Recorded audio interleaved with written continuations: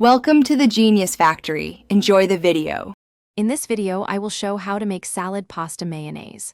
First, select your favorite short pasta, like elbow macaroni or rotini, and cook it according to package directions until it's perfectly al dente. Drain the pasta thoroughly and rinse it with cold water to stop the cooking process and cool it down quickly. This step is crucial for preventing a gummy texture and ensuring your salad stays fresh. Once your pasta is cool, it's time to prepare the other delicious components. Finely chop about 1/2 cup of crisp celery, 1/4 cup of red onion, and 1/2 cup of colorful bell peppers.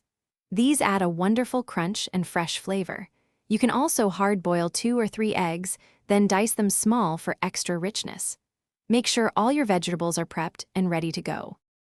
Now for the star of the show, the creamy dressing. In a large bowl, combine about 1 1/2 cups of your favorite mayonnaise with 2 tablespoons of Dijon mustard. Add 1 tablespoon of apple cider vinegar and 1 teaspoon of sugar to balance the flavors.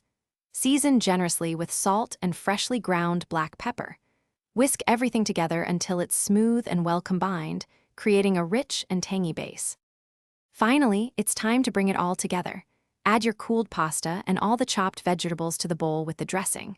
Gently fold everything until the pasta and vegetables are evenly coated.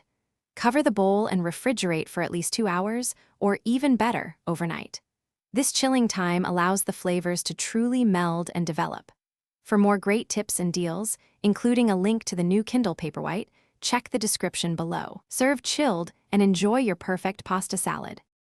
Thanks for watching. If you found this helpful, don't forget to like and subscribe.